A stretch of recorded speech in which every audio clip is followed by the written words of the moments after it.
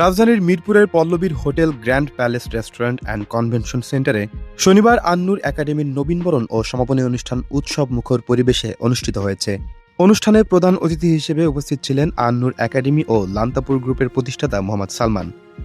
এ সময় একাডেমির অধ্যক্ষ, শিক্ষক শিক্ষিকা, শিক্ষার্থী, অভিভাবক, শুভাকাঙ্ক্ষী সহ আমন্ত্রিত অতিথিরা অংশ নেন। অনুষ্ঠানে বিভিন্ন ক্ষেত্রে কৃতিত্ব অর্জনকারী শিক্ষার্থীদের হাতে সনদপত্র তুলে দেন প্রধান অতিথি মোহাম্মদ সালমান। পাশাপাশি শিক্ষার্থীরা পবিত্র কোরআন তিলাওয়াত, সাংস্কৃতিক পরিবেশনা এবং বিভিন্ন একাডেমিক ও প্রতিযোগিতামূলক কার্যক্রমে অংশ নিয়ে নিজেদের প্রতিভা উপস্থাপন করেন।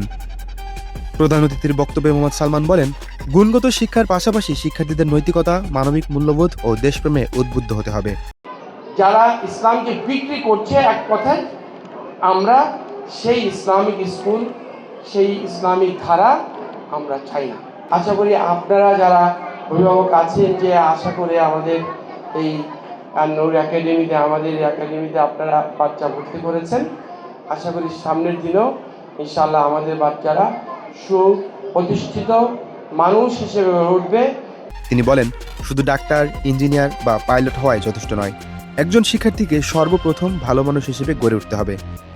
মানবিক গুণাবলী অর্জনের মাধ্যমেই একজন শিক্ষার্থী দেশ ও সমাজের প্রকৃত সম্পদে পরিণত হতে পারে। তিনি আরও বলেন, আন্নুর একাডেমি আধুনিক শিক্ষার পাশাপাশি শিক্ষার্থীদের নৈতিক শিক্ষা ও মানবিক মূল্যবোধে সমৃদ্ধ আদর্শ নাগরিক হিসেবে গড়ে তুলতে নিরলসভাবে কাজ করে যাচ্ছে।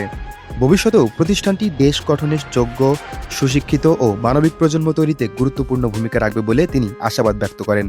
ইসলামের নামে যারা ইসলামকে বিক্রি করছে, এক কথায় আমরা সেই ইসলামিক স্কুল, সেই ইসলামিক ধারা আমরা চাই না। দিনব্যাপী আয়োজিত অনুষ্ঠানটি উৎসব মুখর পরিবেশে সম্পন্ন হয়। শেষে উপস্থিত শিক্ষার্থী, অভিভাবক ও অতিথিদের মধ্যে আনন্দ উচ্ছ্বাস বিরাজ করে।